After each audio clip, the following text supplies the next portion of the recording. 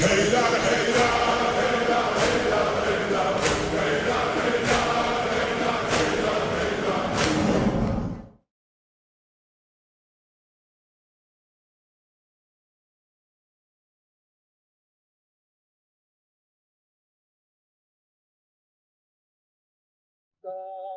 بابا گزر گئے، نوحہ فاطمہ کا ہے بابا گزر گئے، روتا تڑپتا چھوڑ کے ہم کو وہ مر گئے، بنتے رہے خلیفہ صفیفہ میں امتی، دفنانے ان کو قبروں میں بس 6 نفر گئے، آتا نہیں جہاں سے پلٹ کر کوئی کبھی، مجھ کو یتیم کر کے وہ سوئے سفر گئے، لگتے جگر کا رکھتے ذرا کچھ تو وہ خیال،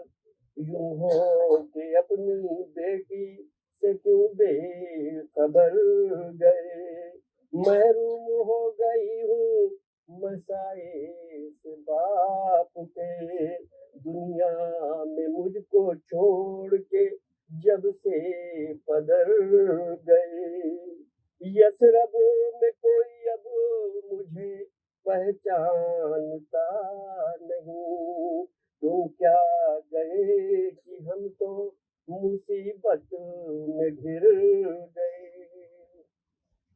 ایک ہوک سی ہے اٹھتی کلیجے میں بار بار، دے کر تم اپنی بیٹی کو درد جگر گئے، محسن شہید ہو گئے ٹوٹی بھی پسلیاں، در امتی گرا کے میرے جسم پر گئے، دیوار و در کے بیچ میں پس کے رہ گئی، کاری تھا اتنا زخموں کہ چورا کے گر گئے، باندھی گئی علی کے گلے میں بریسما، اصحاب یہ تمہارے تو حد سے گزر گئے، کوئی نہ آیا ہم کو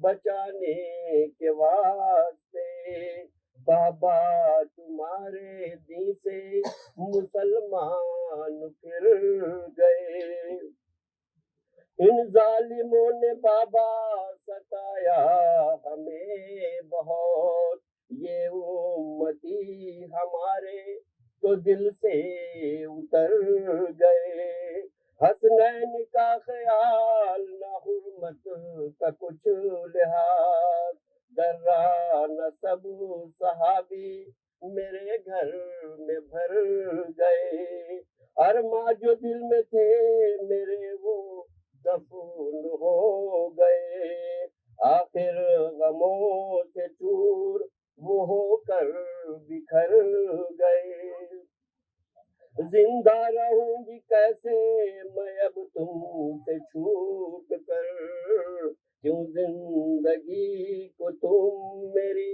ویران کر گئے، امت تمہاری رونے نہیں دیتی بابا جان، ان نامراد لوگوں میں کیوں چھوڑ کر گئے، بنوایا بیت الحزن علی نے میرے لیے، رونے کو بابا ہم وہاں تینوں پہر گئے، دشوار جینا ہو گیا بابا تمہارے بعد، بلوا لو اب مجھے بھی وہاں تم جدھر گئے، منظر نہ ہوگا قبر میں تم سے کوئی سوال، منظر نہ ہوگا قبر میں تم سے کوئی سوال، ماتم کے داغ سینے پہ لے کر اگر گئے، ماتم کے داغ سینے پہ لے کر اگر گئے. نعرہ سلوات. وہ لے آئے گا ارے انشاءاللہ میرا مولا، دن بھی وہ لے آئے گا. ارے خانہ کعبہ میں غازی کا علم لہرائے گا.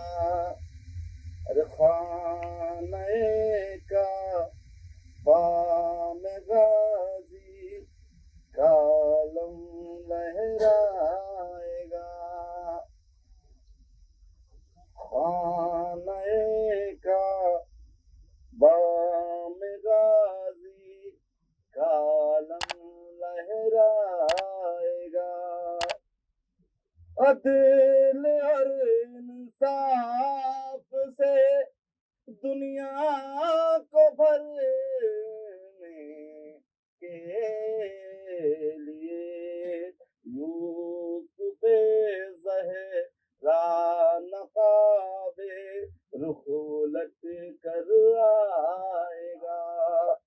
یوسف زہرا نقاب رخ الٹ کر آئے گا.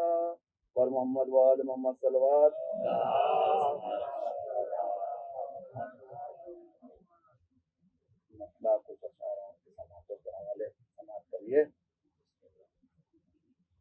ہم کو تو اہل بیت نے جینا سکھا دیا. ارے ہم کو تو اہل بیت نے جینا سکھا دیا. کیا مقصد حیات ہے یہ بھی بتا دیا. کیا مقصد حیات ہے یہ بھی بتا دیا. ارے کہتا ہے خود قرآن میں رب قدیر یہ. ارے کہتا ہے خود قرآن میں رب قدیر یہ. ارے آل نبی کو ہم نے وسیلہ بنا دیا.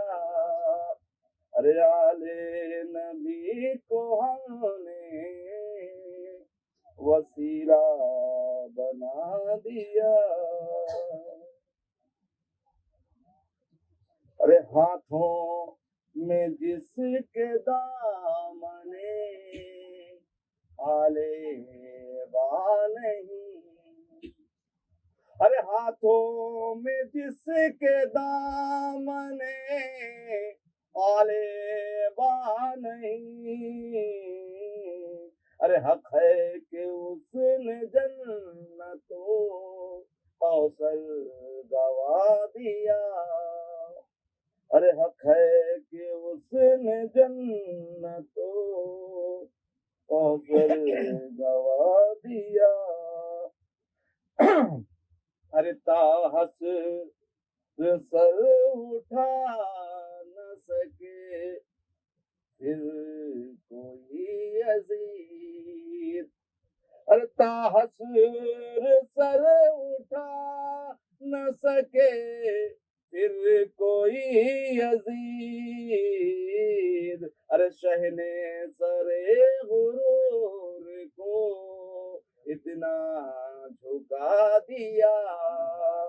ارے شہنے سرے غرور کو اتنا جھکا دیا. ارے نو کے سینہ پہ کر کے تلاوت حسین نے، ارے نو کے سینہ پہ کر کے تلاوت حسین نے، ارے کربو بلا میں فتح کا ڈنکا بجا دیا، ارے کربو بلا میں فتح کا ڈنکا بجا دیا۔ نعرہ تکبیر پڑھیں۔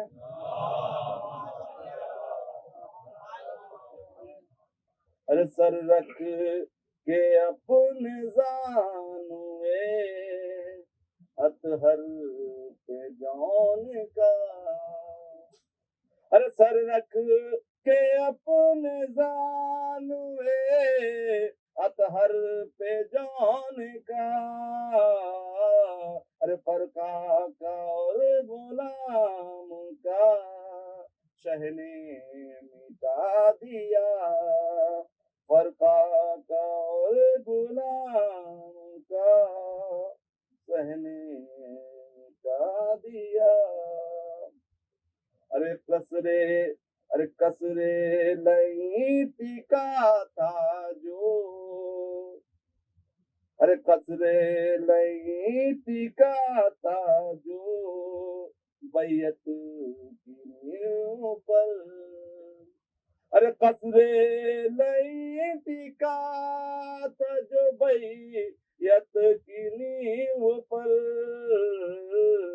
ارے زینب کے ایک خطبے نے اس کو بھی ڈھا دیا، ارے زینب کے ایک خطبے نے اس کو بھی ڈھا دیا، ارے فتنہ نہ کوئی شام سے پھر اٹھے اس لیے، ارے فتنہ نہ کوئی شام سے پھر اٹھے اس لیے، ارے زینب نے قصر شام پہ تالا لگا دیا، ارے زینب نے قصر شام پہ تالا لگا دیا، ارے عابد کے چند ہمارے صلوات پڑھیں۔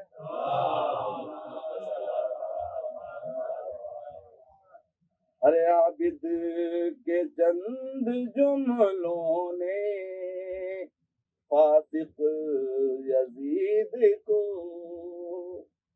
ارے عابد کے چند جملوں نے فاسق یزید کو، ارے خود ساختہ خلیفہ کو رسوا کرا دیا، ارے خود ساختہ خلیفہ کو رسوا کرا دیا۔ نعرہ تکبیر پڑھیں۔ تیرا شراب کے سماعت کے حوالے۔ عابس کو مل گئی ہے ہدایت کی روشنی، ارے عابس کو مل گئی ہے ہدایت کی روشنی، ارے جنت کا راستہ اسے شہ نے دکھا دیا، ارے جنت کا راستہ اسے شہ نے دکھا دیا۔ رحم اللہ من قرأ الفاتحہ۔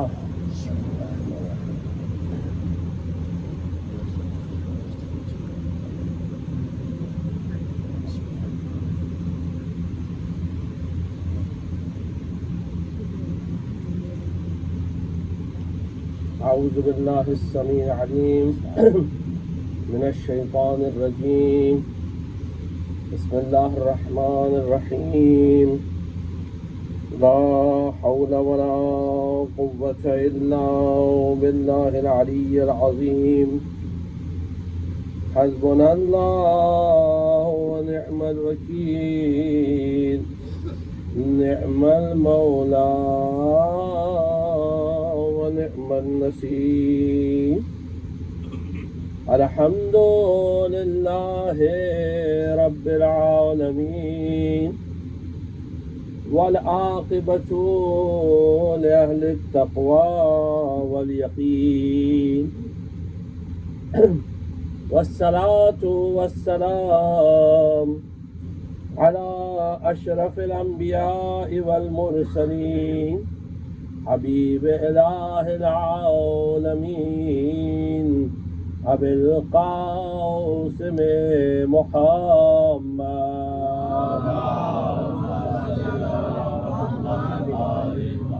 صلى الله عليه وآله المعصومين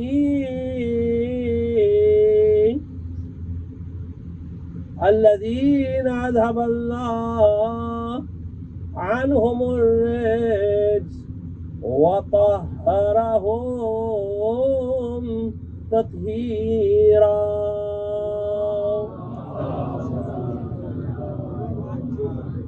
سيما بقية الله في الأرض إمام زماننا وولي أمرنا وصاحبنا ومولانا وحبيبنا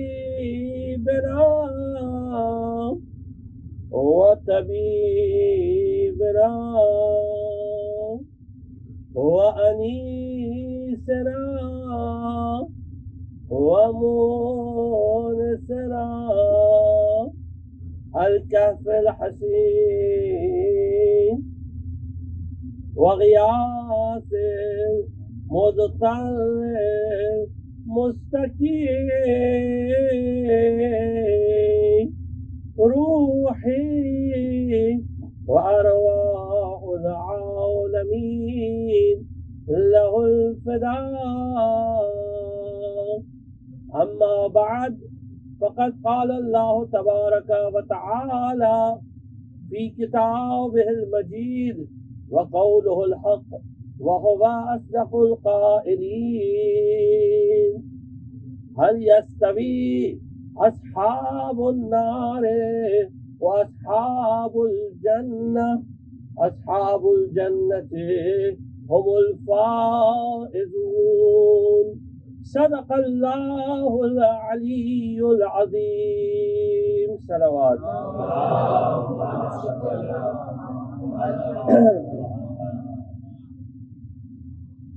آیہ کریمہ میں خداوند متعال لوگوں کی عقلوں سے سوال کر رہا ہے، عقلوں سے خطاب کر رہا ہے، صاحبان عقل سے.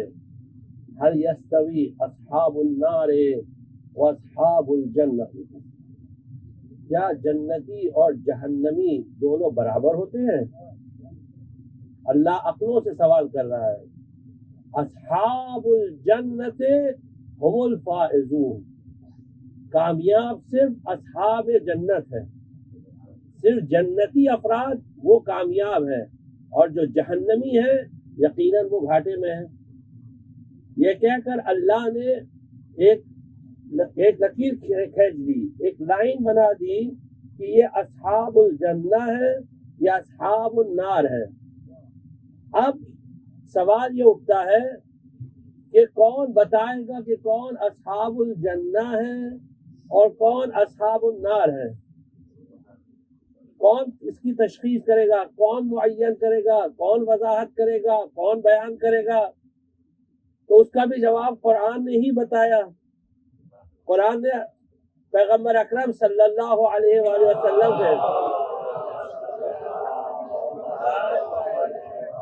سے خطاب کرتے ہوئے فرمایا کہ ہم نے آپ پر قرآن اس لیے نازل کیا تاکہ آپ اسے لوگوں کے لیے بیان کریں. بیان کرنے کا مطلب یہ کہ وضاحت کریں کہ اس کے ایک ایک حرف کا مطلب کیا ہے, اس کے ایک ایک کلمہ کا مطلب کیا ہے, اس کے ایک ایک لفظ کا مطلب کیا ہے.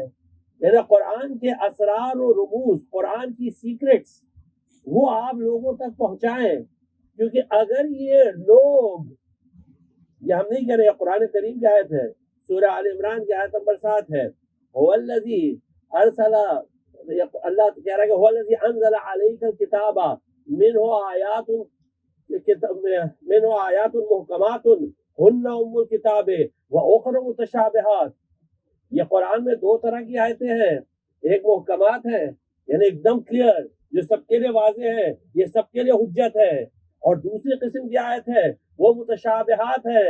اور پھر اس کے بعد قرآن اس کے بعد دوسرے قدم پہ بیان کر رہا ہے فَأَمَّا الَّذِينَ فِي قُلُوبِهِم مَرَضٌ, لیکن وہ لوگ فَأَمَّا الَّذِينَ فِي قُلُوبِهِم زَيْغٌ, وہ لوگ جن کے دل میں مرض ہے, جن کے دل میں کجی ہے, جن کے دل میں ٹیڑھا پن ہے, جو اسلام میں آئے ہی اس لیے تاکہ فتنہ برپا کرے.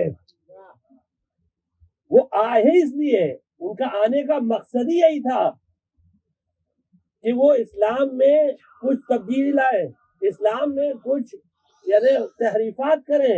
ان کا آنے کا مقصد ہی یہی تھا. قرآن کہہ رہا ہے کہ جن کے دلوں میں کجی ہے, جن کے کجی یعنی ٹیڑھا پن, کروکیڈنس, جن کے دل میں کروکیڈنس ہے, ٹیڑھا پن ہے, تو وہ یہ چاہتے ہیں کہ ان آیات متشابہات کی, یعنی جو آیات کلیئر نہیں ہے ان کی توجیہ خود اپنی طرف سے کریں, لوگوں کو یعنی خود غلط اس کی توجیہ کریں تاکہ وہ لوگوں کو گمراہ کرے قرآن کے ذریعے. یہ قرآن کہہ رہا ہے کہ قرآن کے ذریعے لوگوں کو گمراہ کریں. اب اگر یہ بات کلیئر ہو گئی تو آپ دیکھیے, آپ تاریخ میں اٹھا کر دیکھ لیجیے, سب سے پہلا کون شخص تھا جس نے کہا قرآن ہمارے لیے کافی ہے. یعنی اس کے دل میں کجی تھی, اس کا مقصد یہی تھا کہ لوگ گمراہ کرے. فَأَمَّا الَّذِينَ فِي قُلُوبِهِمْ زَيْغٌ فَيَتَّبِعُونَ مَا تَشَابَهَ مِنْهُ, وہ صرف آیات متشابہات کی اتباع کرے گا. اور اس کا مقصد کیا ہے؟ قرآن کہتا ہے, یہ قرآن کی آیت ہے, کوئی حدیث نہیں ہے, ابتغاء الفتنۃ, اس کا مقصد صرف فتنہ پھیلانا ہے. وابتغاء تعویل, اور وہ خود اپنی طرف سے تعویل کر رہا قرآن کی. وما یعلم تعویلہ الا اللہ, جبکہ کوئی اس کی تعویل جانتا نہیں ہے سوائے اللہ کے. والراسخون فی العلم, اور وہ جن کو اللہ نے علم میں ڈبا دیا, وہ علم میں ڈوبے ہوئے راسخ ہیں, سیچے ہوئے ہیں. یعنی دو طرح کے لوگ ہوتے ہیں, ایک تو وہ دنیاوی لوگ ہوتے ہیں, ہمارے آپ کے جیسے لوگ جو علم حاصل کرتے ہیں, جو علم حاصل کرتے ہیں, تو اس لیے جب ہم حاصل کرتے ہیں تو علم کا ایک حصہ ہمارے حصے میں آتا ہے, اس طرح ایک قطرہ بھی اگر آ جائے تو بڑی بات ہے. لیکن وہ لوگ جو علم میں ڈوبے ہوئے ہیں, اللہ نے ان کو علم اس طرح سیچ دیا کہ وہ اور علم, جملے پر غور کریے گا, وہ اور علم ایک ہی حیثیت, ایک ہی شخصیت ہو جاتی ہے. اسی لیے قرآن کریم نے خود اعلان کیا وَكُلَّ شَيْءٍ أَحْصَيْنَاهُ فِي إِمَامٍ مُبِينٍ, اور ہر چیز کو ہم نے احصا کر دیا, احاطہ کر دیا, سب چیز ہم نے ڈال دیا امام مبین میں. اب دنیا ڈھونڈے کہ امام مبین کون ہے, اب دنیا ڈھونڈے کہ امام مبین کون ہے. ڈھونڈنے کی ضرورت نہیں ہے. اگر رسول اللہ کے در پہ چلے جائیں, اگر رسول اللہ سے سوال کرے جن پر قرآن نازل ہوا, تو رسول اللہ خود بتا رہے ہیں بہت ہی آسان لفظوں میں, انا مدینۃ العلم وعلی بابها فمن اراد المدینۃ فلیأتها من بابها.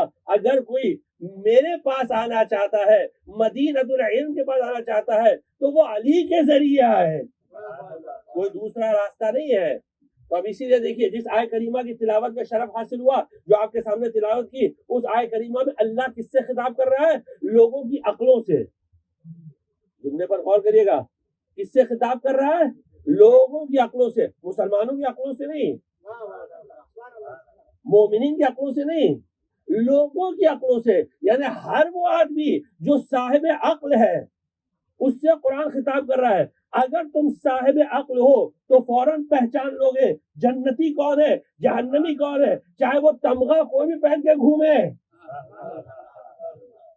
تمغہ کچھ بھی لگا لے کہ ہم مسلمان ہیں، ہم یہ ہیں، ہم وہ ہیں، کچھ بھی پہنے، لیکن آپ جو ہے وہ صرف اس کو دیکھیے گا تو آپ اس کی حرکتوں سے اس کو پہچان لیں گے.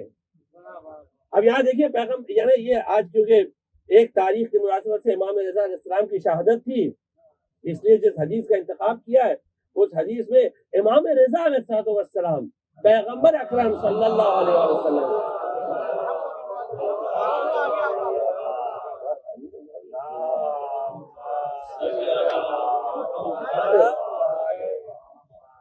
کہ پیغمبر اکرم صلی اللہ علیہ وسلم فرماتے ہیں کہ اصحاب الجنت، اس آیت کے ذیل میں، اس آیت کی تفسیر ہے، دیکھیے تفسیر ہے ساری. اصحاب الجنہ کون ہے؟ جنت کے لوگ کون ہیں؟ پیغمبر نے فرمایا من اطاعنی، جو میری اطاعت کرے، جو میری اطاعت کرے، یعنی جس کی طرف میں نے رہنمائی کی اس کی طرف جائے، میری اطاعت کرے. وسلم لعلی علیہ السلام، اور علی کے سامنے پوری طرح سر تسلیم خم کرے، علی کے سامنے تسلیم ہو جائے. جب علی کے سامنے جائے تو چو اور چرا نہ کرے. تسلیم کا مطلب یہ ہے، تسلیم کا مطلب علی اور اولاد علی کے سامنے پوری طرح سر تسلیم خم کرنا. سلم لعلی ابن ابی طالب بعدی، میرے بعد، پیغمبر نے کہا میرے بعد فلاں آئے گا، پھر اس کے بعد فلاں آئے گا، پھر اس کے بعد فلاں آئے گا، اس کے بعد جب علی آئیں گے تب تسلیم کرنا. پیغمبر نے فرمایا میرے بعد علی کے سامنے پوری طرح سر تسلیم خم کرنا. وہ اقرّ بولایت ہی، اور وہ جو علی کی ولایت کا اقرار کرے. ولایت کسے کہتے ہیں؟ لفظ ولایت جو بنا ہے اکثر ہم لوگ استعمال کرتے ہیں ولایت ولایت ولایت، تو ولایت بنا کس سے؟ عربی میں، عربی میں ولایت کا مطلب کیا ہوتا ہے، مفہوم کیا ہوتا ہے، یہ امپورٹنٹ چیز ہے. عربی میں جو لفظ ولایت بنا ہے یہ ولا یلی سے بنا ہے. ولا یلی کا مطلب یہ ہوتا ہے جو چیز فوراً ایک چیز جو دوسرے چیز کے پیچھے ہوتی ہے اس کو کہتے ہیں ولی. اسی لیے عربی میں لفظ جو مولا ہے یہ آقا کے لیے بھی استعمال ہوتا ہے اور غلام کے لیے بھی استعمال ہوتا ہے. عربی میں جو لوگ عربی سے تھوڑا واقف جانتے ہیں کہ عربی میں لفظ مولا یہ آقا کے لیے بھی استعمال ہوتا ہے، جو مولا ہوتا ہے سرپرست ہوتا ہے، اور غلام کے لیے بھی استعمال ہوتا ہے. یہ عربی کی فصاحت و بلاغت ہے، ہاں اس کو سمجھیے گا. تو یعنی اگر کوئی علی کی ولایت کو قبول کرتا ہے اس کا مطلب وہ علی سے اتنا متصل ہو جاتا ہے، اتنا علی سے نزدیک ہو جاتا ہے کہ جہاں جہاں علی چلے وہاں وہاں وہ چلتا ہے. اسی لیے جب جناب سلمان سے پوچھا گیا کہ 10ویں درجے پر پہنچنے کا راز کیا ہے تو انہوں نے کہا ٹھیک ہے میرے ساتھ چلو میں تم کو بتا دیتا ہوں. جناب سلمان بتانے لگے. البتہ اس میں دو روایتیں ہیں کہ کیوں پہنچے، دونوں روایتیں آپ کی خدمت میں جلدی جلدی نقل کرتے ہیں. پہلی روایت تو یہ ہے کہ کیوں پہنچے کہ لے کر گئے ساتھ میں، کیونکہ لوگوں کو تشویش تھی کہ ان میں کون سی ایسی بات ہے، کیونکہ ادھر بڑے بڑے عرب تھے، بڑے بڑے عرب، ایک سے ایک متعصب عرب، یعنی عربوں سے بڑھ کر تعصب میں دنیا میں کوئی نہیں ہوتا، عربوں سے بڑا متعصب کوئی نہیں ہوتا. اب یہاں پیغمبر کے گھر والے جو یعنی گھر والے سے مراد یعنی قریش، یعنی وہ جو اپنے آپ کو کہہ رہے تھے ہم، لیکن ان کو وہ درجہ نہیں مل رہا تھا جو سلمان کو مل رہا تھا. قریش کی بات کر رہے ہیں ہم، اہل بیت کی بات نہیں کر رہے ہیں، اس لیے غلط نہیں سمجھے گا. کچھ لوگ تھے جو کہہ رہے تھے یہ ایک عجمی کو اتنی ترجیح کیوں دے رہے, اتنا پریفرنس کیوں دے رہے؟ عجمی یہ ایرانی ہے, اس ایرانی کو اتنی ترجیح کیوں دے رہے پیغمبر؟ اور پھر پیغمبر نے اعلان بھی کر دیا کہ سلمان 10ویں درجے پر فائز ہے, اور اعلان کر دیا سلمان منا اہل البیت, سلمان ہم اہل بیت میں سے ہیں. اب لوگوں کو تشویش ہوئی تو سلمان نے کہا چلو میں تمہیں دکھا دیتا ہوں. اب جو گئے ساتھ میں تو کیا دیکھا کہ سلمان مسجد جا رہے ہیں, مسجد جا رہے ہیں. پیغمبر ان سے پہلے مسجد پہنچ چکے تھے. پیغمبر کے جو نقش قدم تھے, جو پیر کے جو نشان تھے, سلمان ہر ایک قدم پہ اپنا قدم رکھ رہے تھے. جہاں پیغمبر نے قدم رکھا وہاں سلمان قدم رکھ رہے تھے. نہ ایک قدم پیچھے نہ ایک قدم آگے, نہ ایک قدم پیچھے نہ ایک قدم آگے. اسے کہتے ہیں اتباع.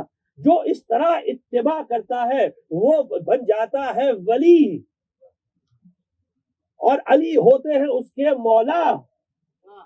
تو پیغمبر نے اس لیے فرمایا من کنت مولا ہو فہذا علی مولا ہو, جس کا میں مولا ہوں اس کے یہ علی مولا ہے. تو تسلیم کا وہ جذبہ ہونا چاہیے کہ اگر علی نے کہہ دیا تو بات ختم ہو گئی. اب اس میں چو اور چرا نہیں ہوتا کہ یہ کیوں ہے وہ کیوں ہے. اب یہاں دیکھیے ایک بریکٹ میں ایک پوائنٹ آپ کی خدمت میں عرض کر دے کہ عام طور سے یعنی بات یہاں ختم نہیں ہوتی ہے. دیکھیے جب اطاعت امام کی ہوتی نا, بریکٹ میں وقت نہیں ہے, بہت کم ٹائم ہے.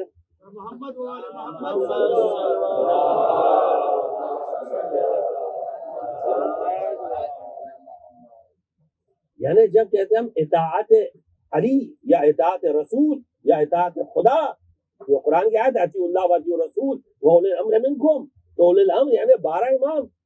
لیکن آیا بات وہاں ختم ہوتی ہے؟ نہیں, بات وہاں نہیں ختم ہوتی ہے. بات کہاں تک بڑھتی ہے؟ جس کو اگر امام کہہ دے کہ اس کی اطاعت کرو تو اس کی اطاعت واجب ہو جاتی ہے, اس کی اطاعت واجب ہو جاتی ہے. اسی لیے اگر ائمہ علیہ السلام نے فرمایا کہ من کان من الفقہاء سائنا لنفس حافظا لدین مخالفا علی ہوا مطیعا لامر مولا فللعوام ان یقلدوہ, تو اس کا مطلب اگر کہہ دیا کہ مثلا اس عالم کی تقلید کرو جو جامع الشرائط ہے تو واجب ہو جاتے تقلید کرنا. اس میں کچھ لوگ کہتے ہیں کہ نہیں ہم تو صرف اس کی تقلید کرتے ہیں, صرف معصوم کی تقلید کرتے ہیں. جو یہ کہتا ہے کہ ہم صرف معصوم کی تقلید کرتے ہیں تو وہ یہ جملہ کہہ کے خود معصوم کی مخالفت کر رہا ہے. آپ نے غور کیا؟ معصوم کی مخالفت کر رہا ہے. کیوں مخالفت کر رہا ہے؟ کیونکہ معصوم نے خود کہا ہے کہ غیر معصوم کی تقلید کرو. مثلا حارث بن مغیرہ بڑے فقیہ تھے, چھٹے امام کے زمانے کے. حارث بن مغیرہ, لوگ آئے اہل کوفہ امام کے پاس کہ ہم لوگ آپ سے بہت دور رہتے ہیں, آپ مدینے میں, کوفہ میں, ہم کیا کریں, آپ سے بہت دور رہتے ہیں. امام نے جملہ کیا فرمایا جانتے ہیں؟ امام صادق علیہ السلام نے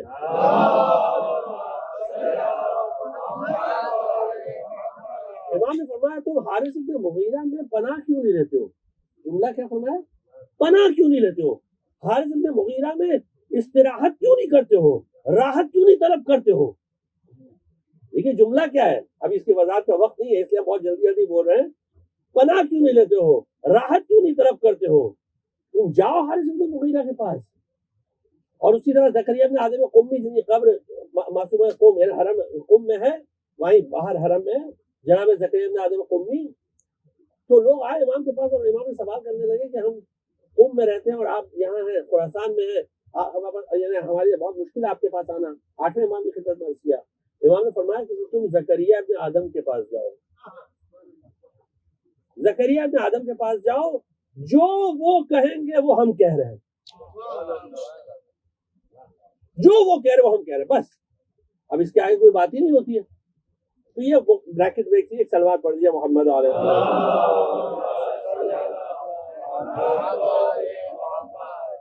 تو جس نے ولایت علی کو قبول کیا وہ کیا جنتی. اب پیغمبر فرماتے ہیں اور اصحاب النار کون ہے؟ من سخط الولایت, جو علی کی ولایت سے ناراض ہو جائے, جس کو برا لگے, جس کو گرا گزرے علی کی ولایت, وہ ہو گیا جہنمی. ونقض العہد, اور علی اور اولاد علی سے عہد و پیمان کو توڑ دے, نقض عہد کرے, تو وہ ہو گیا جہنمی.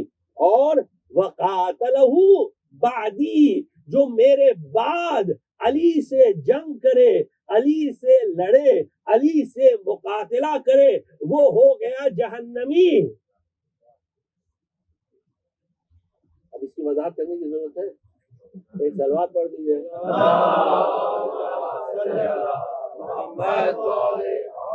جنگ جمل چل رہی ہے، گھمسان جنگ ہے، جنگ جمل۔ مولا کائنات اپنے راہبار پر اپنے فوجیوں کے سامنے یوں یوں گھوم رہے ہیں، اور آپ جانتے ہیں پہلے ایسے ہوتا تھا نا، جو کمانڈر ہوتا تھا، کمانڈر ان چیف، وہ اپنے فورسز کو موبلائز کرتا تھا۔ آج بھی ایسا ہوتا ہے کہ جو کمانڈر ہوتا ہے وہ موبلائز کرتا ہے، ان کو ہمت دلاتا ہے اور ان سے کہتا ہے آگے بڑھو۔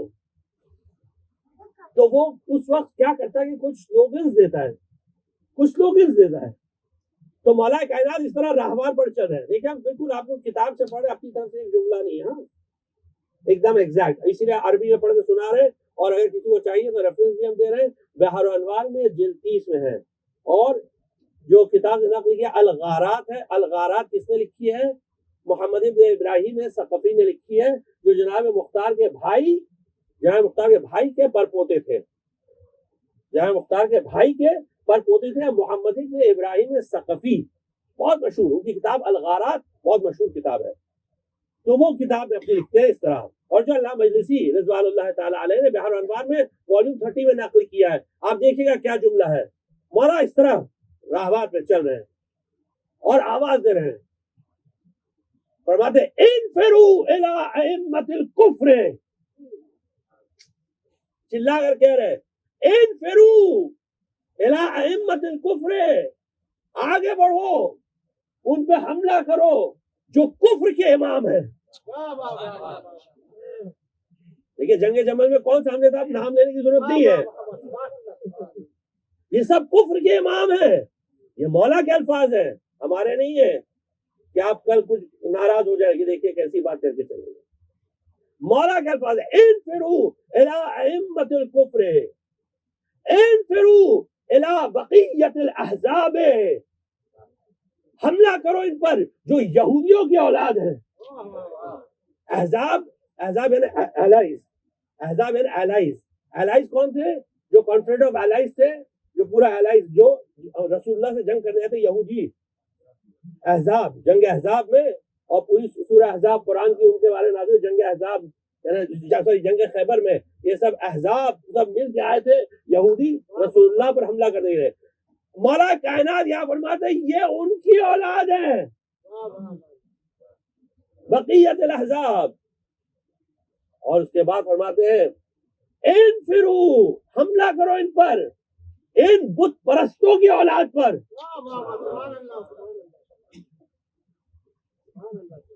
اور اس طرح، اور آپ جانتے ہیں اس کا اثر بھی ہوا، پھر جنگ جمل جو ہے وہ بہت جلدی ختم بھی ہو گئی تھی، حالانکہ اس کے لیے آپ جانتے ہیں تاریخ آپ پڑھیے، کامران صاحب نے کہا تاریخ پڑھنے کے لیے، اور بہرحال وہ جناب مختار کے بارے میں ہم نے کہا بھائی ہم پڑھ نہیں پائیں گے کیونکہ وقت بھی نہیں ہے، اور اس لیے بس یہ کہ ایک دو جملہ ابھی خدمت میں عرض کرتے ہیں۔ جناب مختار کے بارے میں مختار نامہ پڑھنے والے، مختار نامہ کے لیے باقاعدہ ایک سیریز درکار ہے کہ ان پر کتابیں لکھی گئی ہیں، اور بہرحال وہ اس کا مختار نامہ سیریل سے کوئی ربط نہیں ہے، جو کتابوں میں لکھا اس کی بات کر رہے ہیں۔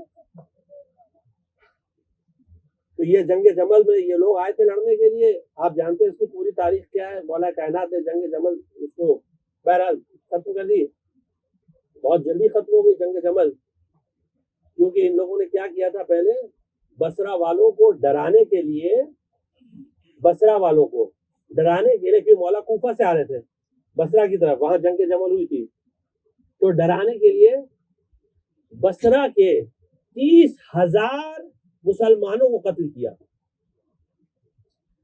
30,000، یعنی آج کے زمانے میں 30,000 بہت بڑی تعداد ہوتی ہے، اس زمانے میں جب تعداد بہت بڑی نہیں ہوا کرتی، آپ سمجھتے ہیں کہ کیسے 30,000 کس کو کہتے ہیں۔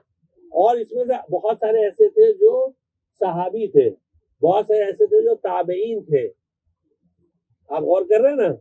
اور پھر ہم سے کہا جاتا ہے کہ صحابہ کا احترام کرو، ہم قتل کریں گے تم احترام کرو۔ ایک صلوات پڑھ دیجیے۔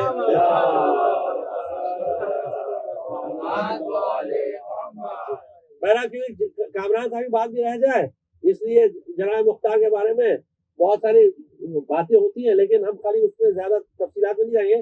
خالی ایک جملہ نقل کریں گے کس کا؟ سید الشہداء کا، امام حسین علیہ السلام کا. ایک جملہ آپ کی خدمت میں عرض کرتے ہیں کہ جب جناب مسلم بن عقیل کوفہ جا رہے تھے تو امام حسین علیہ السلام نے جناب مسلم سے کہا جب کوفے پہنچنا تو کوفے میں ہمارے شیعوں میں جو سب سے زیادہ معتبر ہے اسی کے گھر میں اترنا،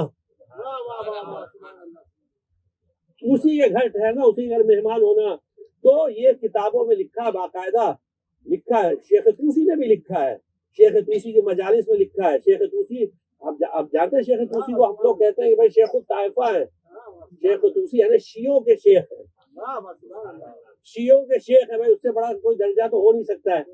اور واقعا تاریخ شیعائزم میں یونگسٹرز کے لیے بتا رہے ہیں، تاریخ شیعائزم میں، ہسٹری آف شیعائزم میں شیخ طوسی سے بڑا عالم ابھی تک پیدا نہیں ہوا ہے، ابھی تک نہیں ہوا ہے ہسٹری آف شیعائزم میں. ہاں شیخ طوسی وہ درجہ، وہ مرتبہ وہ ان کا تھا. ان کو ٹائٹل یہ دیا تھا شیخ الطائفہ. شیخ الطائفہ انہوں نے باقاعدہ جب نام لیا حضرت مختار کا تو اس کے بعد لکھا رضی اللہ تعالی عنہ، اللہ ان سے راضی ہے. شیخ طوسی لکھ رہا ہے. آگے ہم کو بولنے کی ضرورت نہیں ہے. جناب مسلم بن عقیل پہنچے ان کے گھر، یعنی جب کوفہ پہنچے تو کوفہ پہنچنے کے بعد یہ نہیں پوچھا کہ آپ لوگ شیعوں میں سب سے زیادہ معتبر کون ہے، قابل اعتماد کون ہے، کس کے گھر پہ ٹھہرے، یہ نہیں پوچھا.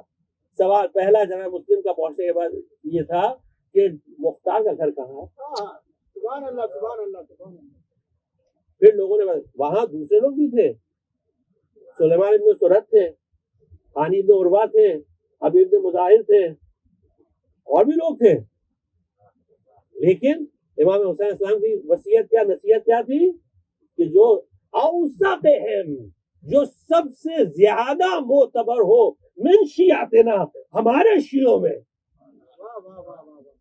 اتنا جملہ کافی ہے امام حسین السلام کا، اس کے آگے بات کرنے کی ضرورت نہیں ہے. اب دوسرا خالی ایک کلیریفیکیشن، لوگ کہتے ہیں حدیثیں ان کے خلاف. یقیناً ہوں گی، کیوں نہیں ہوں گی؟ اگر نہیں ہوتی تو تعجب کرنا چاہیے تھا. کیوں؟ وجہ یہ ہے اس زمانے میں سب سے بڑی طاقتیں کون تھی؟ بنی زبیر ایک، بنی امیہ دو، بنی مروان تین. تینوں سے جناب مختار نے جنگ لڑی. اب تینوں نے اپنی پوری پروپیگنڈا کی مشین لگا دی. اب اس زمانے پروپیگنڈا کیا ہوتا تھا؟ حدیث گڑھنا. اس کے علاوہ اور کوئی دوسرا تو طریقہ تھا نہیں. پرنٹ میڈیا یا ٹیلی ویژن تو تھا نہیں کہ آپ ریل چلاتے، کلپ چلاتے، وہ سب تھا. اب آج کے زمانے میں تو سب چلتا ہے. اس زمانے میں کچھ تھا نہیں کہ آپ کسی کے بارے میں کچھ بھی کریں، کچھ بھی بوگس دکھا دیں، سب چلے گا، سب لوگ مان بھی لیں گے کیونکہ پبلک تو ایسی ہی ہے. کوئی کلیریفیکیشن تو چاہے گا نہیں کہ بھائی کیا ہے. بس تو حدیثیں گڑھ دی. اب اس میں لوگ کہتے ہیں بھائی حدیثیں جناب مختار کے خلاف. تو لوگ آگے پوچھتے ہیں کہ بہار و انوار میں حدیث ہے. ہم نے کہا یقیناً ہے، یقیناً ہے، لیکن اگر نہیں ہوتی تو تعجب ہوتا. تو اس کا ایک جواب خالی دے دیتے بس. دیکھیے کیا ہوتا ہے، بات سے بات نکلتی ہے. یعنی جملہ ہے عربی میں کہتے ہیں الکلام یجر الکلام، یعنی بات سے بات نکلتی ہے. لوگ کہتے ہیں بہار و انوار میں حدیث ہے. ہم ان سے سوال پوچھتے ہیں کہ اچھا یہ بتاؤ کہ بہار و انوار زیادہ معتبر ہے یا اصول کافی زیادہ معتبر ہے؟ تو کہتے ہیں نہیں، اصول کافی معتبر ہے. ظاہر سی بات ہے اصول کافی ہے، اصول کافی کا تو کوئی مقابلہ ہی نہیں کر سکتا ہے. اور یہ بات درست بھی ہے، صحیح بھی ہے کہ حدیث کی کتابوں میں جو پورا جو مجموعہ تھا، جو جامع تھی، سب سے پہلے اصول کافی تھی. اس سے پہلے ائمہ کے صاحب ایک ایک کتاب لکھتے تھے. اور شیخ کلینی نے، محمد بن یعقوب الکلینی رضوان اللہ تعالی علیہ نے وہ ساری کتابوں کو جتنی اس ٹائم پہ اویلیبل تھی سب کو جمع کیا ایک انسائکلوپیڈیا میں جو 8 والیوم میں چھپی ہے، اور اس کا نام رکھا کافی، جس کے 3 حصے ہیں: اصول کافی، فروع کافی، روضۃ من الکافی. تو اصول کافی میں اصول کافی سب سے معتبر کتاب سمجھی جاتی ہے، ہمارے یہاں سب سے معتبر کتاب سمجھی جاتی ہے، لیکن صحیح نہیں. ہاں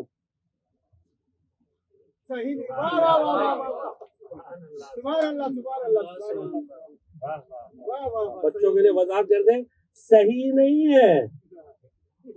یعنی صحیح ان کیا کانسیپٹ کیا ہے کہ صحیح کا مطلب یہ بالکل صحیح. اگر قرآن کے خلاف بھی کوئی بات ہو تو قرآن کو چھوڑیے، اس کو مانیے. لیکن ہم لوگ کیا ایسا نہیں ہے. ہمارے ایسا ہے کہ اگر اس کتاب میں کوئی چیز قرآن نے خلافت اس کو چھوڑ دیجئے. بہرحال یہ مقدمہ کافی کے لیے کافی ہو گیا. تو اس کافی میں ایک حدیث انہوں نے نقل کی ہے، امام حسن مجتبی علیہ السلام کے بارے میں ایک روایت نقل کی ہے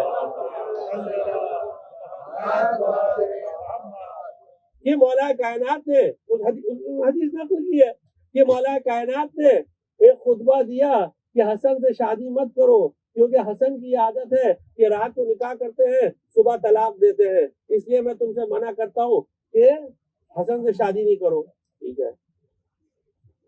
اب کوئی بھی عقل مند آدمی، کوئی بھی ذرا سی بھی عقل ہوگی تو فوراً دیکھے گا، کہے گا کہ بھئی یہ معمولی آدمی جو ہوگا وہ کبھی یہ کام نہیں کرے گا.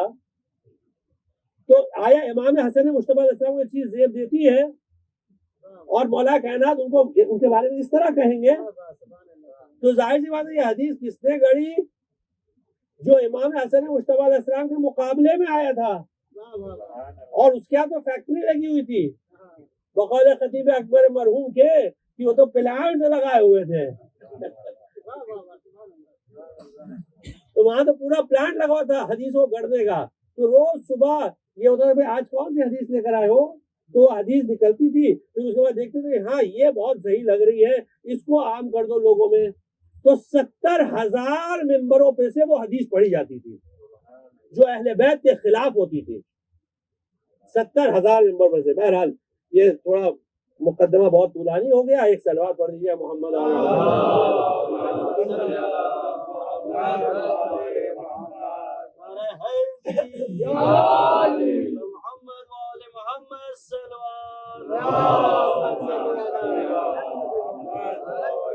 بہرحال اب یہ 28 سفر کے بعد سے جو ہمارے چند مراجع نے کہا ہے کہ بھئی آپ اس کو دہ محسنیہ کے نام سے اس کو آپ آبزرو کریے.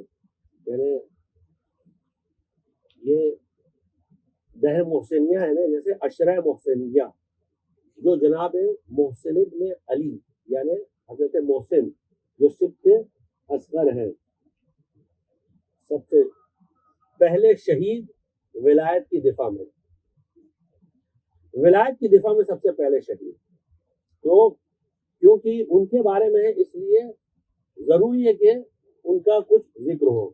اب یہاں ایک حدیث، ایک قرآن کی آیت آپ کی خدمت میں عرض کرتے ہیں. سورہ تکویر ہے، سورہ نمبر 81 ہے قرآن کا.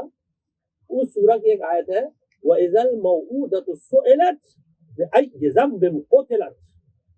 اور جب اس چھوٹے بچے سے پوچھا جائے گا، موعودہ بچہ جو بہت چھوٹا ہو یا پیدا نہ ہوا اسے کہتے ہیں عربی میں موعودہ. اذا الموعودۃ سئلت، جب اس سے قیامت میں سوال کیا جائے گا بأی ذنب قتلت، تیرا گناہ کیا تھا جو تجھے مارا گیا، تو تجھے شہید کیا گیا، تیرا گناہ کیا تھا. مفضل امام کے بڑے زبردست صحابی ہیں، مفضل ابن عمر آئے امام کی خدمت میں، اس آیت کی تفسیر پوچھی. امام نے اس آیت کی تفسیر میں مفضل سے کہا کہ یا مفضل، خدا کی قسم اس آیت کریمہ میں موعودہ سے مراد حضرت محسن ہے کہ جن کو بے گناہ قتل کیا گیا. اے مفضل، اگر اس آیت کی کوئی تفسیر کوئی اور طریقے سے کرے، امام فرما رہے ہیں ہمارا جملہ نہیں ہے، فَكَذِّبُوهُ، اس کی تکذیب کرو، اسے جھٹلاؤ، تو تم جھوٹ بول رہے ہو. اس آیت سے مراد محسن ہے، محسن ہے. مفضل اتنا سننے کے بعد کہتے ہیں مولا تھوڑا اور بیان کریے. تو امام فرماتے ہیں، چھٹے امام، امام صادق علیہ السلام،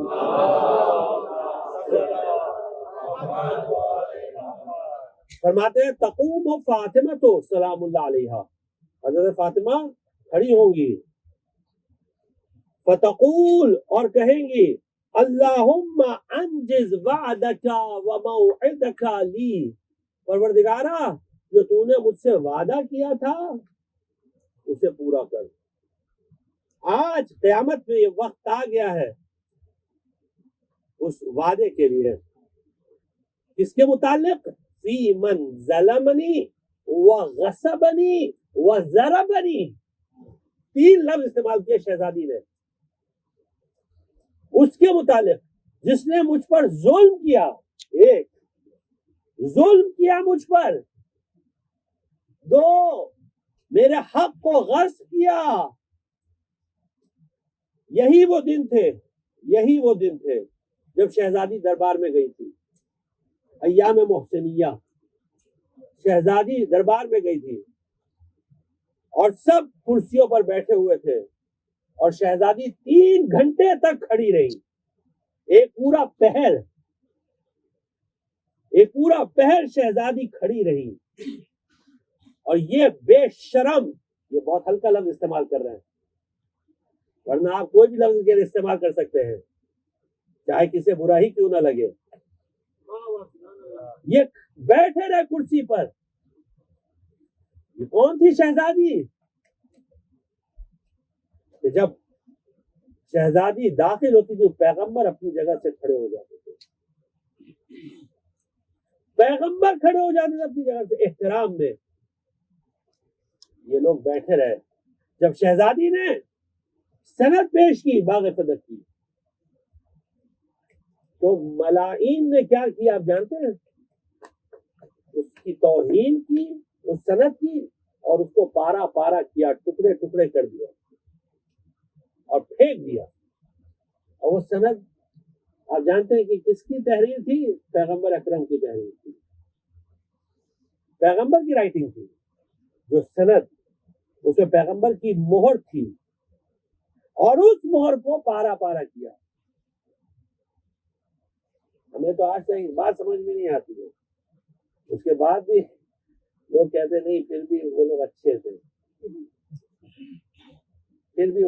تھے، بہرحال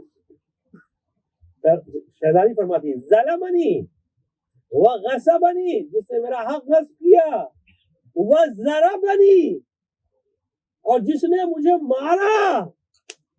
یا اللہ، انشاءاللہ مصاحب جب پڑھیں گے تو آپ اس کے ترجمہ کریں گے، روایت وہ بھی روایت سے انشاءاللہ۔ اس میں ایک لفظ بھی ہماری طرف سے گا جو مصاحب میں جملہ ائمہ نے نقل کیا، بس وہی سنیے گا۔ اور ہم اور آپ تو دیکھیے باتوں کو سن لیتے ہیں، لیکن ائمہ تو وہ بالخصوص امام زمان عجل اللہ تعالیٰ فرجہ شریف،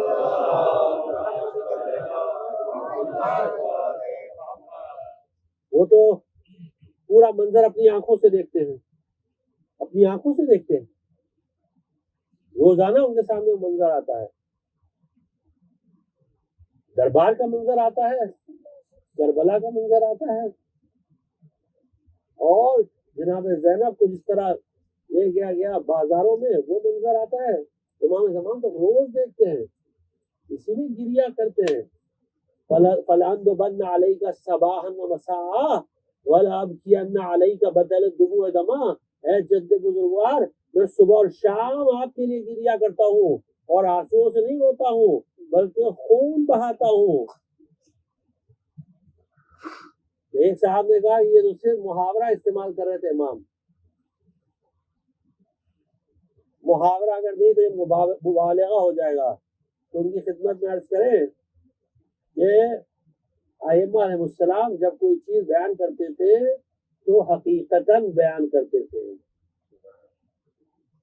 حقیقتاً بیان کرتے تھے، اور وہ حقیقت محاورے سے زیادہ سخت ہوا کرتی تھی۔ اگر مولا کائنات نے انہی دنوں کے بارے میں بتایا کہ میں دیکھ رہا تھا میری میراث لوٹی جا رہی ہے، تو اس میں محاورہ استعمال نہیں کر رہے تھے۔ مولا خطبہ شیخ شفیع آپ نے پڑھا نا نہج البلاغہ میں، تیسرا خطبہ ہے نہج البلاغہ کا، گھر پر جا کر پڑھیے، اطمینان سے پڑھیے، بڑے آرام سے پڑھیے۔ دیکھیے مولا کیا فرماتے ہیں، مولا فرماتے ہیں صبر تو وفی العین قضا وفی الحلق شجا، میں نے صبر کیا جبکہ میری آنکھوں میں کانٹے پڑے ہوئے تھے، میرے گلے میں ہڈی اٹکی ہوئی تھی، میں دیکھ رہا تھا کہ میری میراث لوٹی جا رہی ہے۔ مولا کائنات دیکھ رہے تھے۔ اب یہ مطلب، یہ مفہوم، یہ کانسیپٹ ہم اور آپ نہیں سمجھ سکتے، یہ ہماری عقلوں کے ماورا ہے۔ جس کی میراث لوٹی جا رہی تھی وہی سمجھ سکتا ہے۔ صرف وہی سمجھ سکتا ہے ان باتوں کو. اس لیے ہم بیٹھے بیٹھے بہت آسانی سے چیزوں کو بیان کر دیتے ہیں. کہ آج سے تقریباً 10-12 سال پہلے جب یہ سلسلہ ہم لوگوں نے یہاں شروع کیا تھا ایام محسنیہ کا، یعنی عشرہ محسنیہ کا، جناب محسن کی شہادت کا، تو ایک صاحب نے اعتراض کیا کہ آپ کے پاس کیا دلیل ہے کہ پہلی ربیع الاول کو حضرت محسن شہید ہوئے تھے؟ دلیل کیا ہے؟ کوئی تاریخ ایسی نہیں ملتی ہے. تو ان کا جواب ہم نے یہ دیا کہ پہلی بات تو یہ ہے کہ روایتوں میں موجود ہے کہ رسول اللہ کی شہادت کے 3 دن بعد شہزادی کے گھر پر حملہ ہوا. یہ حدیث میں موجود ہے کہ 3 دن بعد. تو اگر 28 سفر آپ پکڑتے ہیں تو پہلی ربیع الاول ہو گئی. اگر آپ سمجھیں اس حدیث کو نہ بھی مانے، آپ کو نہیں ماننا نہیں مانیے. ہم کہتے ہیں بھائی 30 ربیع الاول تھی، 5 ربیع الاول تھی، 7 ربیع الاول تھی، کوئی بھی ربیع الاول تھی، ہم اس کو 29 سفر سے ہی منانا شروع کرتے ہیں. اگر آپ کو تکلیف ہو تو بتا دیجئے. یعنی اس کا مطلب یہ کہ جو اعتراض کرتے ہیں وہ انفارچونیٹلی یہ اب باہر والے اعتراض کم کرتے ہیں، اپنے والے زیادہ کرنے لگے. ان کو زیادہ تکلیف ہوتی، پتہ نہیں کس بات کی تکلیف ہوتی ہے، لیکن بہرحال تکلیف ہوتی ہے کہ آپ کیوں یہ سب کیوں پڑھتے ہیں. اب جہاں میں محسن کی شہادت کیا ہے؟ وہ تو جنین میں تھے، وہ تو پیدا بھی نہیں ہوئے. تو یہ اعتراض جناب علی اصغر پہ کر دیجئے. ارے جناب علی اصغر کیا ہے؟ 6 مہینے کے تو تھے، ان کو تو کوئی سمجھ میں نہیں تھی. 6 مہینے کا بچہ سمجھدار ہوتا ہے، اس طرح اعتراض کر دیجئے. بھائی اعتراض ہی کرتا ہے نا آپ کو، تو جناب علی اصغر پہ کر دیجئے، آپ کر دیجئے. لیکن کیونکہ ہم لوگ عقیدہ یہ ہے کہ اہل بیت کا بچہ اس کا عمر سے کوئی تعلق نہیں ہوتا، بلکہ اس دنیا میں آنے سے پہلے عالم ذر میں اللہ اس کو علم دے دیتا ہے. اسی لیے جناب علی اصغر اگرچہ 6 مہینے کے تھے، گہوارے میں تھے، لیکن جب امام حسین علیہ السلام نے آواز استغاثہ بلند کی تو بڑے بڑے عمر رسیدہ حافظ قرآن موجود تھے. بات ان کے سمجھ میں نہیں آئی، لیکن 6 مہینے کا علی اصغر جو گہوارے میں تھا اس کے سمجھ میں آ گئی. یہ اہل بیت کے بچے ہوتے ہیں، تو ان پر اگر کوئی حدیثوں سے واقف ہو تو اس طرح کا کبھی سوال نہیں کرے گا. یہ جہالت کی دلیل ہوتی ہے. تو کہتے ہیں کہ یہ جناب محسن کی شہادت آپ کیوں منانے لگے؟ اس سے پہلے تو کبھی نہیں منائی جاتی تھی. تو بہت ساری چیزیں پہلے نہیں ہوتی تھی، ابھی ہو رہی ہیں. ابھی ہم کو اس کی تفصیلات نہیں جانا ہے، لیکن بہت ساری. بہرحال کوئی غلط چیز نہیں ہے. اب آپ دیکھیے اس میں پہلا اعتراض یہ کرتے ہیں کہ بچہ ہے ابھی تو دنیا میں بھی نہیں آیا، تو آپ کیسے اس کے لیے اتنا غم منا رہے ہیں؟ تو اسلام میں جس کو اللہ عطا کرتا ہے، جس کو اصطلاح میں کہتے ہیں علم وہبی پروردگار، اس کے لیے عمر شرط نہیں ہوتی. اب 2 مثالیں تھے قرآن سے. قرآن میں پہلی مثال ہے حضرت یحییٰ کی. حضرت یحییٰ کے بارے میں قرآن کہتا ہے کہ ہم نے یحییٰ سے کہا خذ الکتاب بقوہ. ہم نے یحییٰ سے کہا کہ تم اس کتاب کو تم مضبوطی سے تھام لو. وَآتَيْنَاهُ الْحُكْمَ صَبِيًّا، اور ہم نے یحییٰ کو اس وقت حکمت پوری دے دی جب وہ گہوارے میں تھے. بھائی یہ قرآن ہے. اگر آپ کو قرآن نہیں ماننا ہے تو مت مانیے. دوسری مثال، جلدی مثال دے کے آگے بڑھے. دوسری مثال، جب جناب مریم کا واقعہ ہوا، سورہ مریم کی آیتیں ہیں، تو جناب مریم شہر سے دور چلی گئی. اب جب حضرت عیسیٰ کی ولادت ہو گئی تو اب واپس آئی شہر میں. اب جب واپس آئی تو ظاہر سی بات ہے چیمیں گوئیاں شروع ہو گئی کہ یہ کیا بچے کے ساتھ آئیں اور ان کی شادی بھی نہیں ہوئی. تو اب جو یہودی کے جو بڑے بڑے لوگ تھے، یہودی جو ایک سے ایک جو ان کے راہب تھے، وہ ایک گروپ بنا کر آئے. کیونکہ ایسے ٹائم پہ ایک جملہ بول دیں، معاف کریے گا، اعتراض وہی کرتا ہے جس کو تھوڑا زیادہ علم ہو جاتا ہے. جو سیدھا سادہ آدمی ہوتا ہے وہ سب چیز قبول کر لیتا ہے. تو اعتراض کیا، انہوں نے آگے کہا کہ یا اخت ہارون. اب یہ قرآن کی آیت ہے، اب جو بھی آپ کو اعتراض کرنا قرآن پہ کریے گا. یا اخت ہارون ما کان ابوک امرأ سوء وما كانت امك بغیا، اے ہارون کی بہن یا اخت ہارون، ما کان ابوک امرا سوء، تمہارے باپ تو برے آدمی نہیں تھے اور نہ ہی تمہاری ماں برے اخلاق کی تھی، تو یہ حرکت تم نے کہاں سے سیکھ لی؟ ان کا اعتراض یہ تھا کہ تم نے یہ حرکت کہاں سے سیکھ لی؟ تمہارا باپ بھی اچھا، تمہاری ماں بھی اچھی، یہ حرکت تم نے کہاں سے سیکھ لی؟ تو اللہ نے جناب مریم پر وحی نازل کی تھی کہ کسی سے بات نہیں کرنا، جواب تم نہیں دینا۔ تو فوراً الہام الہی ہوا اور جناب مریم نے صرف اشارہ کیا اپنی انگلیوں سے اس گہوارے کی طرف جس میں حضرت عیسیٰ لیٹے ہوئے تھے۔ اب آپ بتائیے جو بچہ ابھی نوزاد ہے اس کی سائز کتنی ہوتی ہے؟ آپ بتائیے۔ حضرت عیسیٰ لیٹے ہوئے گہوارے میں جھولے ہوئے، تو فوراً یہودیوں نے دوسرا اعتراض کیا۔ دیکھیے ہم بتا رہے ہیں یہ سب علماء یہود تھے، انہوں نے اعتراض کیا کیف نکلم من کان فی المہد صبیا، ہم اس سے کیسے گفتگو کریں کہ جو ابھی گہوارے میں جھولے میں ایک بچہ ہے ابھی پیدا ہوا ہے اور تم چاہتے ہو اس سے بات کریں؟ کیف نکلم من کان فی المہد صبیا۔ اب یہاں انہوں نے اعتراض کیا، وہاں جھولے سے آواز آئی بچے کی، قالا انی عبد اللہ، میں اللہ کا بندہ ہوں، آتانی الکتاب، اس نے مجھے کتاب دی ہے۔ حضرت عیسیٰ پہ ابھی کوئی کتاب نازل نہیں ہوئی ہے۔ ارے آپ نہیں سمجھ رہے ہیں، حضرت عیسیٰ ابھی آئے دنیا میں، جھولے میں ہے، کتاب ابھی نازل نہیں ہوئی ہے، لیکن کہہ رہے ہیں آتانی الکتاب، اس نے مجھے کتاب دے دی۔ یعنی معلوم یہ ہوا کہ جو اللہ کا برگزیدہ ہوتا ہے، جو اللہ کا چوزن بندہ ہوتا ہے، وہ چیزیں لے کر آتا ہے اس دنیا میں۔ آتانی الکتاب وجعلنی نبیا، اور اس نے مجھے نبی بنا کر بھیجا ہے، اس نے مجھے نبی بنا کر بھیجا ہے۔ حضرت عیسیٰ پیدا ہوتے ہی ساتھ نبی ہو گئے، اور ہمارے نبی کی بات ہوتی ہے تو کہتے ہیں 40 سال تک گناہ کرتے رہتے تھے۔ آپ نے غور کیا کیا ہوا اسلام کے ساتھ؟ آپ سمجھ رہے ہیں کہ نہیں؟ اسلام کے ساتھ کیا ہوا ہے؟ بس حضرت عیسیٰ نے جواب دے دیا، یہودی کہنے لگے یہ تو جادو ہے، وہی جو پیغمبر کے بارے میں کہا تھا، یہ تو سحر ہے، یہ تو جادو ہے، یہ تو صحیح نہیں ہے۔ بہرحال یہ دوسری دلیل ہو گئی، اور اس کے علاوہ ہمارے ائمہ کی دلیل ہے، اور یہ مثالیں جناب یحییٰ اور جناب عیسیٰ کی تو وہ مثالیں ہیں کہ جناب عیسیٰ تو امام زمانہ کے پیچھے نماز پڑھنے والے ہیں، اور یہ ہم نہیں کہہ رہے، صحیح بخاری کی حدیث ہے، بس جلدی جلدی آپ کی خدمت میں۔ اور تیسری حدیث آپ کی خدمت میں، پیغمبر اکرم صلی اللہ علیہ وسلم نے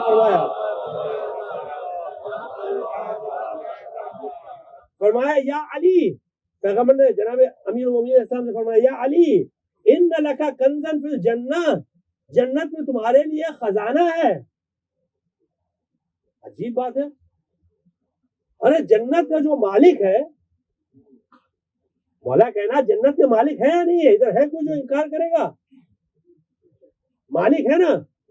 اب اگر آپ اپنے گھر کے مالک ہیں اور ہم آپ سے کہیں کہ آپ کے گھر میں مثال کے طور پر یہ جو چیز رکھی ہے آپ، یہ آپ کے لیے خزانہ ہے، آپ کہیں کیسی بات کر رہے ہو، یہ پورا گھر ہی ہمارا ہے، خالی اس کی بات کیوں کر رہے ہو؟ اس کا مطلب یہ اس چیز کے لیے ایک خاص مقام ہے،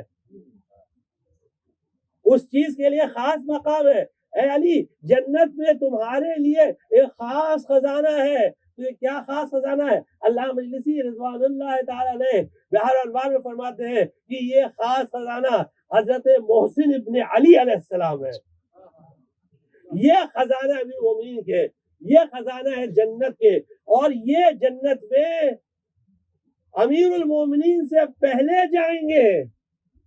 روایت میں موجود ہے کہ جناب محسن امیر المومنین اور حضرت زہرا کے استقبال کے لیے جنت میں پہلے سے رہیں گے. یہ اللہ کی عنایت ہے ان پر, یہ اللہ کا کرم ہے ان پر, جو ظلم اس دنیا میں ان پر ڈھایا گیا. یہ روایت ہے, یہ حدیث ہے, بہار الانوار میں ہے, والیوم 39 میں پیج 42. پیغمبر نے بڑی تاکید کی, روزانہ نماز صبح کے بعد, روزانہ نماز صبح اور نماز صبح سے پہلے بھی جا کر آواز دیتے تھے, السلام علیکم یا اہل البیت المبوہ. روزانہ بلا استثناء, وداؤٹ ایکسیپشن, جب مدینے میں رہتے تھے. یہاں امام کاظم علیہ السلام سے ایک روایت موجود ہے.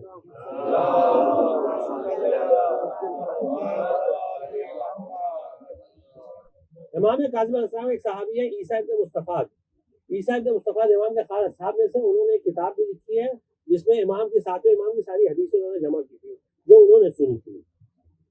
وہ عیسیٰ ابن مصطفیٰ یہ حدیث نقل کرتے ہیں کہ ایک دن امام کاظم علیہ السلام فرمانے لگے کہ پیغمبر اکرم صلی اللہ علیہ وآلہ وسلم نے فرمایا, پیغمبر نے اصحاب سے فرمایا, الا ان فاطمہ, اے میرا صاحب جان لو کہ فاطمہ بابوہا بابی, فاطمہ کا دروازہ میرا دروازہ ہے, وَبَيْتُهَا بَيْتِي, اور فاطمہ کا گھر میرا گھر ہے. فَمَنْ هَتَكَهُ فَقَدْ هَتَكَ حجاب اللہ, جس نے فاطمہ کے گھر کی بے حرمتی کی اس نے اللہ کے حجاب کی بے حرمتی کی. پیغمبر نے یہ جملہ فرمایا. عیسیٰ کہتے ہیں کہ امام کاظم علیہ السلام اس جملے کو کہہ کر اتنا روئے, اتنا گریہ کیے کہ خاموش ہو گئے, یعنی حدیث آگے بیان نہ کر سکے. اس کے بعد تھوڑی دیر گریہ کرتے امام نے جملہ فرمایا, فقد واللہ ہوتکا حجاب اللہ, خدا کی قسم اللہ کا حجاب, اللہ کے حجاب کی بے حرمتی ہوئی, اللہ کا حجاب پامال کیا گیا, اللہ کا حجاب اس کی بے حرمتی ہوئی, اس کا لحاظ نہیں رکھا گیا, اللہ کے حجاب کو پامال کر دیا, ان لوگوں نے خیال نہ رکھا. یہ کہہ کر امام بہت گریہ فرمائے, اور عیسیٰ کہتے ہیں کہ بکا, امام اتنا گریہ کیے کہ بکاءن طویلا, دیر تک امام گریہ کرتے رہے. عزیزارو, یہ شہزادی کے مصائب ہیں, اور یہ وہ مصائب ہیں جس میں خوب گریہ کرنا چاہیے, رونا چاہیے. یہ وہ دن تھے, آپ جانتے ہیں اگر کسی کے گھر میں میت ہوتی ہے تو آپ جانتے ہیں کیا ہوتا ہے کہ جتنے شہر والے ہوتے ہیں یا جو بھی رشتہ دار ہوتے ہیں, جو بھی اعزاء ہوتے ہیں, جو بھی اقارب ہوتے ہیں, یہ سب آتے ہیں, پرسہ دیتے ہیں. اور ہمارے یہاں یہ ایک رواج بھی ہے اور ایک سنت بھی ہے کہ اس کے گھر میں 3 دن تک کھانا نہیں پکتا, بلکہ رشتہ دار کھانا لا کے دیتے ہیں تاکہ جس کے گھر میں میت ہو گئی ہو اس کو مزید تکلیف, اس کو اور مزید زحمت نہ اٹھانا پڑے, لا کے کھانا دے. یہ رواج ہے ہمارے یہاں, ہر جگہ یہ ہوتا ہے, عربوں میں بھی یہی ہوتا تھا. لیکن یہاں شہزادی ابھی رسول اللہ دفن بھی نہ ہوئے تھے کہ ان کے گھر سے دھواں اٹھا. یہ دھواں گھر کے کھانے پکانے کا نہیں تھا بلکہ گھر کی آگ لگانے کا تھا. اب وہ جملہ سن لیجئے, امام کی زبانی سنا رہے ہیں, ہمارا ایک لفظ نہیں ہوگا, امام کا جملہ سن لیجئے کہ شہزادی نے کہا کہ لوگ آئے آگ لے کر گھر پر اور کہنے لگے افتح الباب, اے فاطمہ دروازہ کھولو. یعنی کوئی لحاظ نہیں, کوئی احترام نہیں, اے فاطمہ دروازہ کھولو. وَإِلَّا لَأَحْرَقْتَنَا, ورنہ ہم گھر میں آگ لگا دیں گے. عَلَيْكُمْ بِبَيْتِكُمْ, تم کو بھی آگ لگا دیں گے, تمہارے گھر کو بھی آگ لگا دیں گے. وقالت, شہزادی نے کہا اے فلاں جو آگ لے کر آیا تھا, اما تتق اللہ، کیا تو اللہ سے ڈرتا نہیں ہے؟ تدخل علی بیتی، تو میرے گھر میں گھسے گا؟ فابا ینصرفا، اس نے انکار کر دیا بات سننے سے، کہا کہ ہاں میں یہ کام کروں گا، اور پھر اس کے بعد کہا لاؤ آگ لگاؤ، آگ لاؤ اور لگاؤ، آگ لائی گئی، آگ لگائی گئی، اس کے بعد اس نے یہ جملہ سنیے حدیث کا، فَأَسْرَمَهَا، آگ لگایا، اس کے بعد دروازے میں آگ لگانے کے بعد اس نے دروازے کو لات مارا، شہزادی در و دیوار کے بیچ میں ہے، فَدَخَلَ فَاسْتَقْبَلَهُ فَاطِمَةُ وَصَاحَتْ، جناب فاطمہ نے چیخ لگائی، یا بتا یا رسول اللہ، بابا یا رسول اللہ۔ اس ملعون نے تلوار نکالی، تلوار میان میں اپنے میان کے ساتھ تھی، تلوار دے کے شہزادی کے بازو پر تلوار کو مارا، شہزادی کے بازو پر یہ سیاہی آخری دم تک تھی۔ اس کے بعد شہزادی نے پھر آواز دی، بابا دیکھیے یہ مجھ سے کس طرح کا سلوک کر رہا ہے۔ اب جیسے ہی جناب زہرا نے یہ دوسری آواز لگائی تو اس ملعون نے، یہ حدیث کا جملہ ہے، مجھ سے پڑھا نہیں جائے گا، بس ذرا سن لیجیے، اتنی زور سے پسلیوں پر وار کیا کہ شہزادی کیل بھی چپ چکی تھی، اب وار بھی ہو چکا تھا۔ فرمایا یا بتا یا رسول اللہ، آگدا کانا یفعلو بی، دیکھ بابا دیکھیے یہ آپ کی امتی مجھ سے کس طرح کا سلوک کر رہے ہیں۔ اے فضا آؤ میری مدد کرو، فضا آؤ جلدی، میرا محسن شہید ہو گیا، میرا محسن شہید۔